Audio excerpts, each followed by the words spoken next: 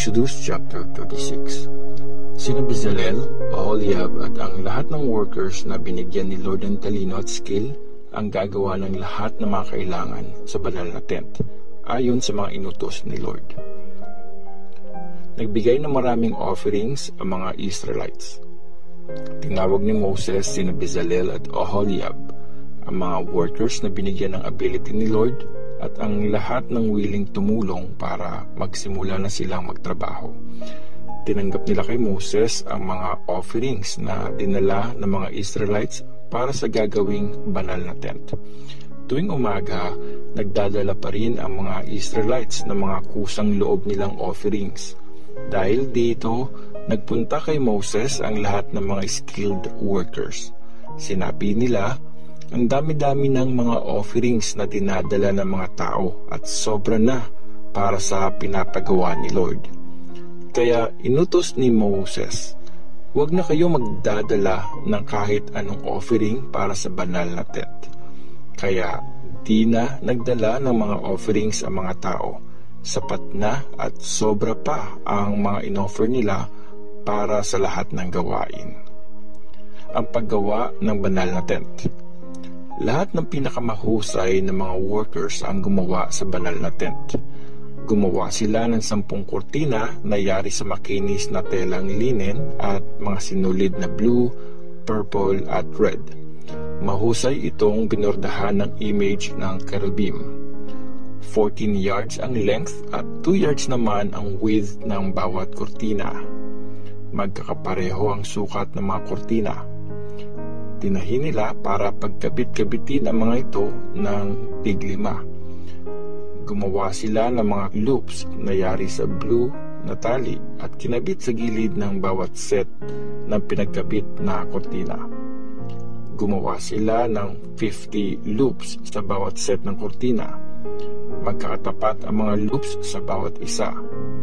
Gumawa sila ng 50 na gintong hooks na gagamitin para pagsamasamahin ang mga kurtina, kaya naging isang buo ang banal na tent.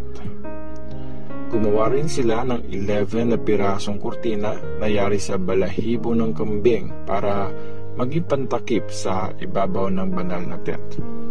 15 yards ang length at 2 yards ang width sa bawat kurtina. Tinahi nila para pagkabit-kabitin ang 5 kurtina at ganon din ang 6 na natira. Nilagyan nila ng tig 50 na loops ang gilid ng 2 set ng kurtina. Tapos, gumawa sila ng 50 na bronze hooks at ginamit nila ito para pagkabitin ang 2 piraso ng kurtina at maging isang buo lang ito. Gumawa sila ng 2 pantakip sa banal na tent. Ang isa ay yari sa balat ng lalaking tupa na kinulayan ng red at ang isa ay yari sa magandang leather na ilalagay sa ibabaw ng balat ng tupa. Gumawa rin sila ng mga haligi na yari sa akasya para sa banal na tent. Bawat haligi ay 15 feet ang length at 27 inches ang width. Naglagay rin sila ng tulos sa bawat haligi para pagduktungin ang mga ito. Gumawa sila ng 20 na haligi para sa south ng banal na tent at 40 na patungang silver. 2 patungan sa ilalim ng bawat haligi para sa mga tulos nito. Gumawa rin sila ng 20 na haligi para sa north ng banal na tent at 40 na patungang silver. 2 sa ilalim ng bawat haligi para sa likuran ng banal na tent. Paharap sa west, gumawa sila ng 6 na haligi at 2 haligi para sa mga sulok sa likod ng banal na tent. Magkadikit ang mga haligi sa magkabilang sulok mula sa ilalim hanggang sa singsing sa itaas. Ganito nila inayos ang 2 haligi, kaya merong 8 haligi na may 16 na patungang silver, 2 sa ilalim ng bawat haligi. Gumawa rin sila ng 50 na pahigang biga na yari sa akasya, 5 para sa mga haligi sa isang gilid ng banal na tent, 5 para sa kabilang gilid at 5 para sa likuran ng banal na tent, paharap sa west. Ang biga sa gitna ay pinaabot sa magkabilang dulo ng banal na tent. Pinalot nila ng gold ang mga haligi at kinabitan ng gintong singsing na pagsusutan ng mga biga ng covered sa gold. Gumawa rin sila ng kortina gamit ang magagandang sinulid na blue, purple at red at makinis na telang linen. Mahusay nila itong binultahan ng image ng cherubim. Gumawa sila ng 4 na haliging akasya na binalot sa gold para pagkabitan ng kortina. Kinabitan nila ito ng gintong hooks. Gumawa sila ng 4 na patungang silver para sa mga haligi.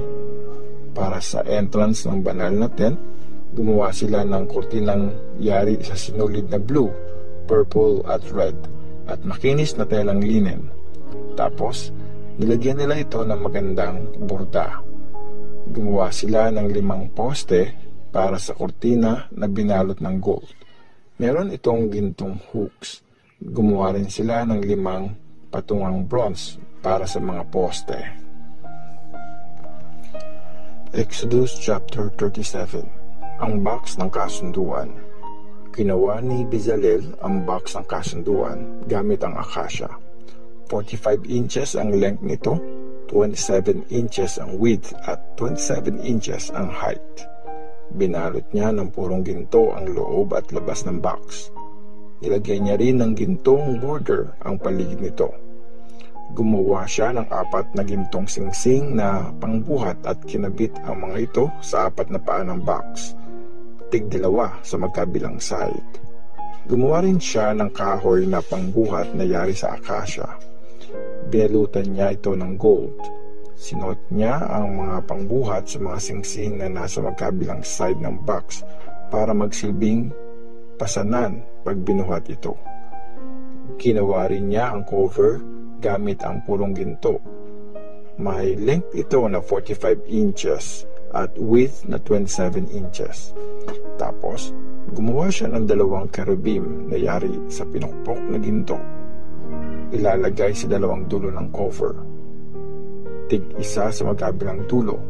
Kinabit niya ang mga cherubim sa cover para maging 1 piraso sila. Magkaharap ang 2 cherubim at nakatungo sa cover. Nakabuka pa itaas ang mga pakpak nila para matakpan ang cover. Ang mesa para sa tinapay na i-offer. Gumawa rin si Bezalel ng mesa na yari sa akasya. 36 inches ang length nito, 18 inches ang width at 27 inches ang height. Binalot niya ito ng purong ginto at nilagyan din ng gintong border ang palibot nito. Nilagay niya ng frame ang gilid ng mesa na 3 inches ang width. Pinalibutan niya ito ng gintong border. Gumawa siya ng 4 na gintong singsing at kinabit sa mga sulok sa 4 na paa ng mesa. Malapit sa frame ang mga singsing na pagsusuksukan ng mga pangbuhat ng mesa. Gumawa rin siya ng mga pambuhat ng mesa na yari sa akasya at binalutan niya mga ito ng gold. Gumawa rin siya ng mga gamit na gold para sa mesa, mga plato, tasa, jars at mangkok na gagamitin para sa handog na iinumin. Ang lampstand. Gumawa rin si Bezalel ng lampstand na yari sa purong ginto. Gawa rin sa 1 piraso ng pinukpok na purong ginto ang patungan, tangkay, mga kopa, mga sanga at mga bulaklak nito. Merong 6 na sanga ang mga gilid ng lampstand, 3 sa magkabilang side. May 3 kopa na kahugis ng bulaklak ng almond ang bawat sanga. May kasama itong mga buds at petals. May 4 na kopa na kahugis ng bulaklak ng almond ang tangkay ng lampstand. May mga buds at petals din ito. Mayroong 1 bud sa ilalim ng bawat pares na 6 na sanga ng lampstand. Gawa rin sa 1 piraso ng pinukpok na purong ginto ang mga buds, ang mga sanga at mga lampstand. Ginawa niya ang 7 lamp para sa lampstand, mga pang-ipit at mga tray na yari sa purong ginto. Gumamit siya ng 35 kilos na purong ginto sa paggawa ng lampstand at lahat ng mga gamit nito. Ang paggawa ng altar na sunugan ng insenso. Gumawa si Bezalel ng altar para sa sunugan ng insenso na yari sa akasya. Square ito na 18 inches ang length, 18 inches ang width, at 36 inches ang height. Nilagyan niya ng sungay ang 4 na sulok. Gawa ito sa parehong piraso ng kahoy na ginamit sa altar. Binalutan niya ng purong ginto ang ibabaw, ang mga sides at mga sungay nito. Nilagyan niya ng gintong border ang palibot nito. Gumawa siya ng 2 gintong singsing at kinabit sa ilalim ng mga frames sa magkabilang sides. Ito ang paglalagyan ng mga kahoy na pangbuhat. Gumawa rin siya ng mga pangbuhat na yari sa akasya at binalot ang mga ito ng gold. Ang anointing oil at ang insenso. Ginawa rin ni Bezalel ang anointing oil at ang purong bangong insenso, gaya ng ginagawa ng isang expert sa paggawa ng pabango. Exodus chapter 38. Ang altar para sa mga handog na susunugin. Gumawa rin si Bezalel ng altar na yari sa akasya para sa handog na susunugin. Square ito na 7.5 feet ang length, 7.5 ang width, at 4.5 feet ang height. Nilagyan niya ng mga tulis na sungay ang 4 na sulok ng altar. Gawa ang tulis at ang altar sa isang kahoy. Tapos, binalot niya mga ito ng bronze. Si Bezalel din ang gumawa ng mga gamit na bronze para sa altar. Mga lalagyanan ng abo, pala, palanggana, malaking tinidor, at mga lalagyanan ng apoy. Gumawa rin siya ng parilyang bronze at kinabit sa ilalim ng tuntungan ng altar na umaabot hanggang sa kalahating bahagi ng altar. Gumawa rin siya ng 4 na singsing para sa 4 na sulok ng parilya na paglalagyan ng mga kahoy na pangbuhat. Ginamit niya ang akasya sa paggawa ng mga pangbuhat at binalot ito ng bronze. Sinuot niya ang mga pangbuhat sa mga singsing sa magkabilang gilid ng altar para mabuhat ito. Gumamit siya ng tabla sa paggawa ng altar na parang isang bukas na kahon. Ang malaking palangganang bronze. Gumawa siya ng malaking palanggana at patungan nito na parehong yari sa bronze. Ginamit niya ang bronze na mula sa mga salamin ng mga babae na nagsiserve sa entrance ng banal na tent. Ang courtyard ng banal na tent. Pagkatapos, ginawa rin niya ang courtyard ng banal na tent na pinaligiran niya ng makinis na telang linen.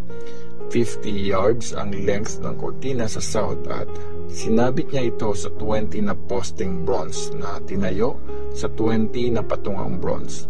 Meron itong mga hoops at mga rods na gawa sa silver. Ganon din ang ginawa niya sa north ng courtyard. 50 yards ang length ng kortina na sinabit sa 20 na posting bronze na tinayo sa 20 na patungang bronze. Meron itong mga hooks at mga rods na gawa sa silver. Sa west naman, 25 yards ang length ng kortina na sinabit niya sa 10 poste nakatungtong sa 10 patungan. Gawa rin sa silver ang mga hooks at mga rods nito. Tapos, 25 yards ang width ng harap ng courtyard sa east. Nilagyan niya ng kortinang may length na 7.5 yards ang isang gilid ng entrance. Nakasabit ito sa 3 posting nakatungtong sa 3 patungan. Ganito rin ang ginawa niya sa kabilang gilid ng courtyard.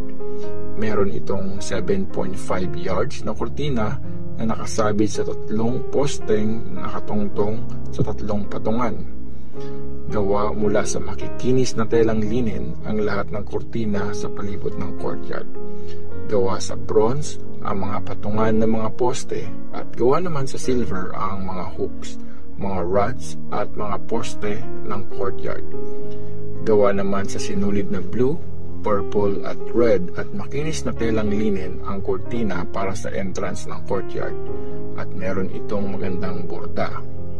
10 yards ang length nito at 2.5 yards ang height, gaya ng mga kurtina sa courtyard. Nakasabit ang kurtina sa 4 na posteng nakapatong sa 4 na tuntungang bronze. Parehong gawa sa silver ang mga hooks, mga rods at cover nito. Gawa sa bronze ang lahat ng mga tulos para sa banal na tent at para sa kurtina na nakapalibot sa courtyard. Mga metal na ginamit sa banal na tent. Ito ang listahan ng mga metal na ginamit sa banal na tent, kung saan nakalagay ang box ng kasunduan. Pinagawa ni Moses ang listahan sa mga Levites sa pangunguna ni Ithamar na anak ng priest na si Aaron. Si Bezalel na anak ni Uri at apo ni Hur na mula sa tribe ni Judah ang gumawa ng lahat ng inutos ni Lord kay Moses. Si Oholiab na anak ni Ahisamak na mula sa tribe ni Dan ang kasama ni Bezalel. Engraver at designer si Oholiab. Naghahabi rin siya ng makinis na telang linen at sinulid na blue, purple at red. Umabot sa 1,000 kilo ang lahat ng mga gold na ginamit sa paggawa ng banal na tent ayon sa timbangan ng temple. Ayon din sa timbangan, umabot sa 3,430 kilos ang silver na binigay ng mga taong nakasama sa census. Ito ang total na binayad ng lalaki na kasama sa census na umabot sa 603,550 katao mula sa 20 years old pataas. Nagbayad ang bawat isa ayon sa timbangan ng temple. Ang silver na ginamit ni Bezalel para sa 100 na patungan ng banal na tent ng kurtina ng courtyard ay 3,400 kilos. 34 kilos ang bawat patungan. Ginamit niya ang natirang 30 kilos na silver sa paggawa ng mga hooks ng mga poste sa mga dulo nito at mga haligi. Umabot naman sa 2,425 kilos ang mga handog na bronze na dinedicate kay Lord.